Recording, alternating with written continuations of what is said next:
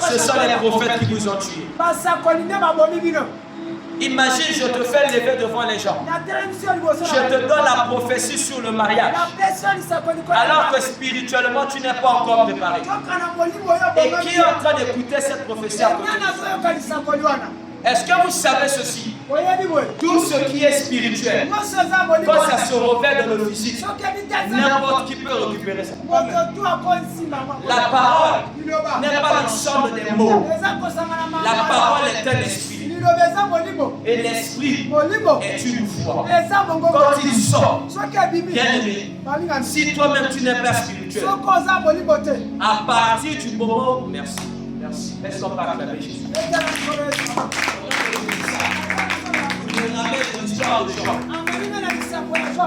Qu'est-ce qui a créé des problèmes dans la vie de Job?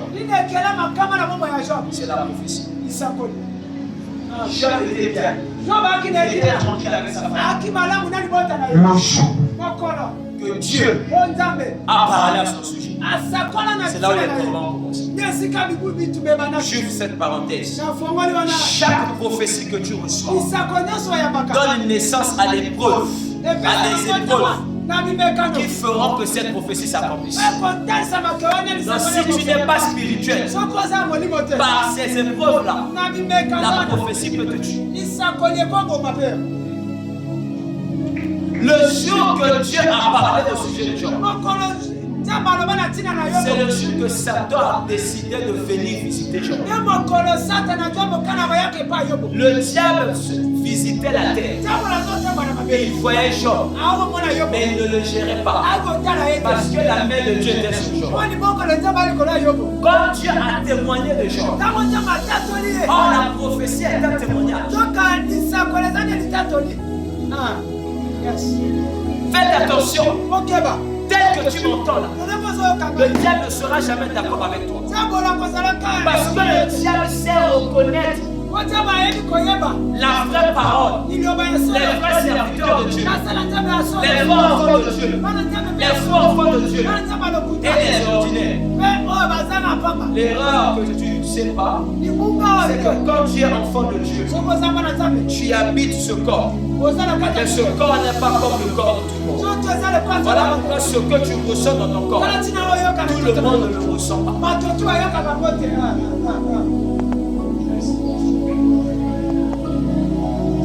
Quand tu te balades, tu es en train de te parler, mais tu es accompagné de quelqu'un. Mais c'est toi qui entends, lui il n'entend pas. Et quand tu lui dis Dieu me dit, dis quoi? Dieu. Pourquoi il est étonné? Parce que vous avez tous le corps. Mais ce corps-là n'est pas composé de la même manière. La Bible dit Jésus a pris un corps semblable aux hommes, mais pas identique aux hommes. Parce que le corps de Jésus, c'est le corps de la foi. Oh, est-ce que je parle à quelqu'un? Quand tu as la foi, ton corps n'est plus humain. Je vais te poser la question. Qu'est-ce qui fait quand je prêche, je fais ma main comme ça, les gens tombent? Qu'est-ce qui les fait tomber? Appelez quelqu'un dans la rue, demandez-lui de faire ça. Ça va rien produire. Parce qu'en réalité, ce qui est mal de mon corps n'est pas humain, est divin. Et la vie de la foi, c'est la vie de ceux qui sont divins. Et ce matin, le Seigneur veut que tu sois divin. Quand tu vas rentrer dans la divinité, tu vas te rendre compte que les choses que tu désirais tant, Dieu te l'a déjà donné. Mais il a gagné ça dans le temps. Parce que toi tu vis dans l'éternité.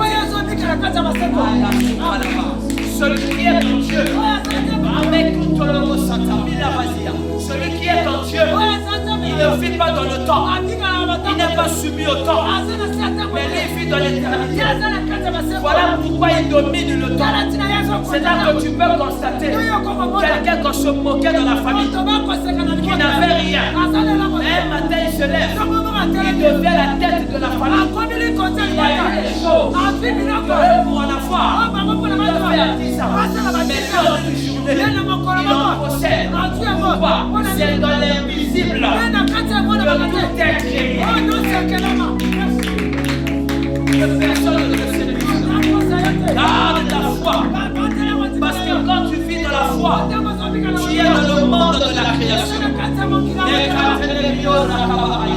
Il est écrit, Dieu a donc créé le ciel et la terre. On dit que la terre était en forme de vie. Et Milo Chatalamania, la terre est en forme de vie.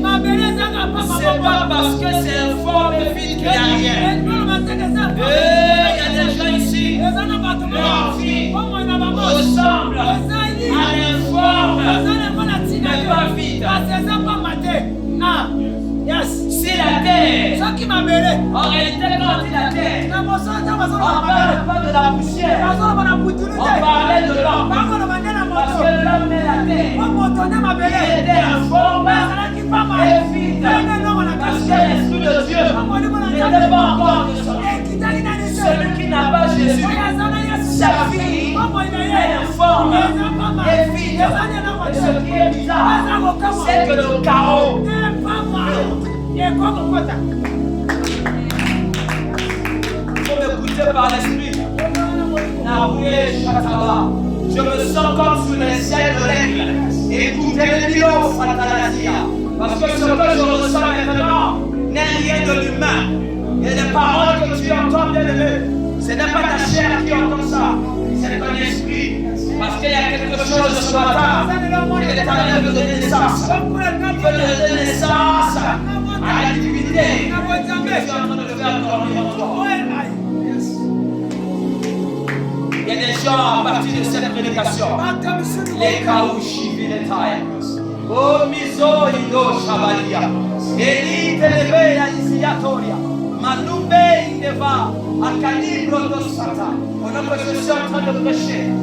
Dans mon esprit, je suis en train de voir les anges en train d'adorer devant le trône. Ils sont en train d'ouvrir les ailes. Il les met au large comme ça. Après, il les ferme. Il tourne. Il tourne. Il s'ouvre les ailes. Il les met au large. Et il tourne. La gloire de Dieu est en train de remplir ses lieux. Et au large de passer de gloire comme ça. Alors pourquoi j'ai dit, ce sont les personnes qui de la foi qui veulent rentrer dans l'invisible afin d'expérimenter les choses qui vivent dans le visible. Ta vie n'est pas ce que tu vois. Ta vie se cache dans ta foi. Voilà pourquoi Dieu me dit ceux qui croient, ils verront. C'est pas le contraire. C'est quand tu crois que tu vas voir. Quand tu vis les souffrances, ça va aller. Mais les guéris, ça va aller.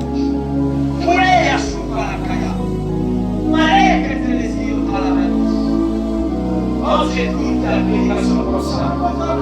Dans ton cœur, commence à dire les choses concernant ta vie. Commence à appeler à l'existence des choses qui n'existaient pas dans ta vie. Regardez l'image. Jésus est dans la chair. Il est en train d'annoncer la croix alors qu'il est encore dans la chair. Le Fils de l'homme sera livré entre les mains des pécheurs. Il sera flagellé et crucifié jusqu'à ce qu'on va le tuer. Mais au troisième jour, il va ressusciter. Comment quelqu'un qui est encore comme ça, normal, peut annoncer les événements de sa vie? Lorsque tu vis dans la foi, tu n'as plus besoin d'un prophète. Le prophète ne vient plus t'annoncer. Le prophète vient te confirmer ce que tu sais déjà. Parce que celui qui vit dans la foi voyage dans l'éternité.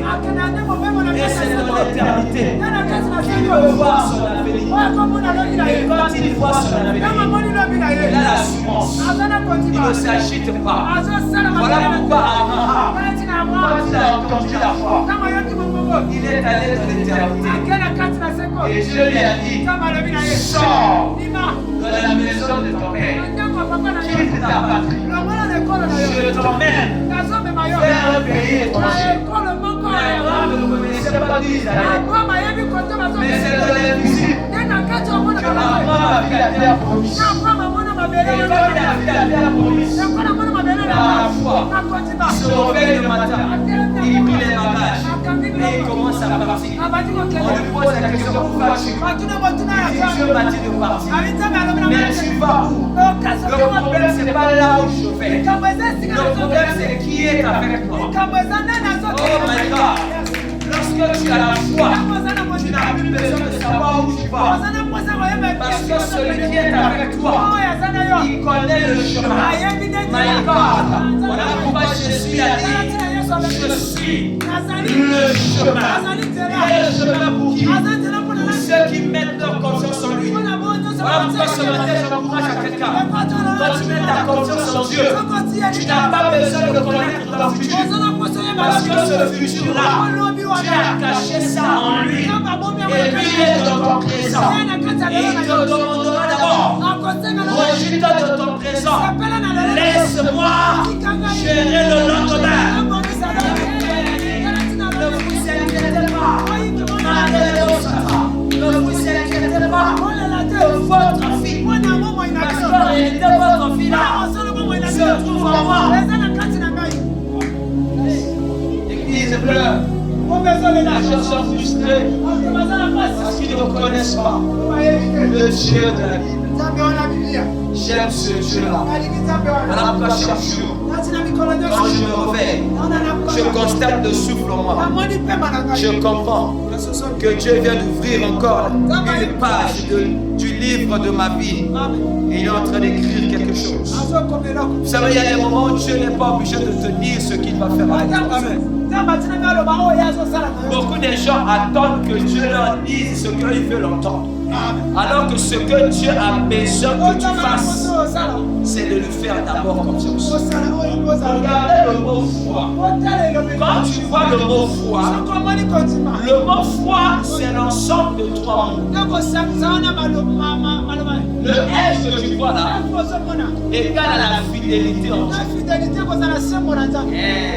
Donne-moi la même bien. La foi, F égale à la fidélité. Quand tu as Christ en toi, tu deviens fidèle à sa parole.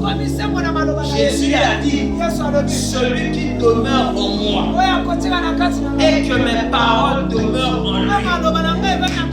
Demeurer, ça veut dire être fidèle. Oh, il y a des personnes qui viennent vers Jésus, mais qui ne demeurent pas. Oh, le mystère de la foi n'est pas auprès de ceux qui visitent Jésus. Le mystère de la foi se trouve auprès de ceux qui demeurent en Jésus.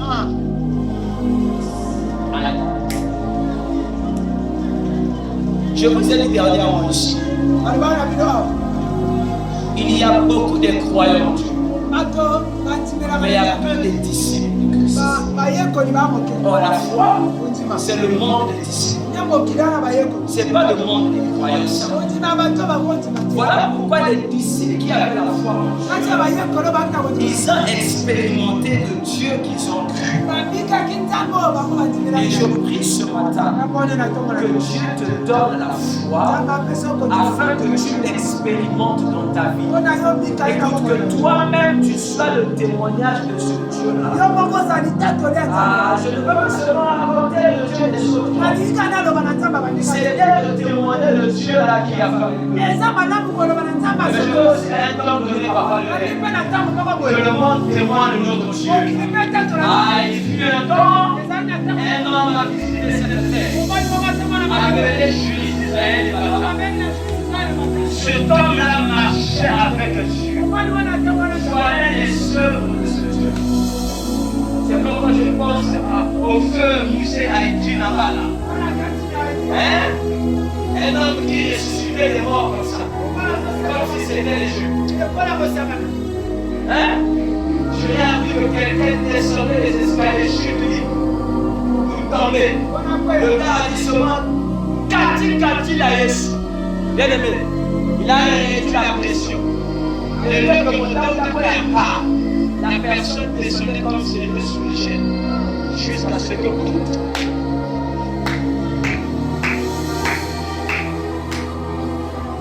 Vive ça. C'est sorti de la dimension humaine. Et je suis en train de dire au Seigneur, ça ne sera pas par mes efforts. Ça ne sera pas par les jeûnes et les prières. Mais ça sera que par ta grâce et ta miséricorde. Avant que je quitte cette terre, je veux que le monde sache que Jésus-Christ existe. Il n'est pas une histoire à raconter. Il n'y a pas des faits comme on dit aujourd'hui.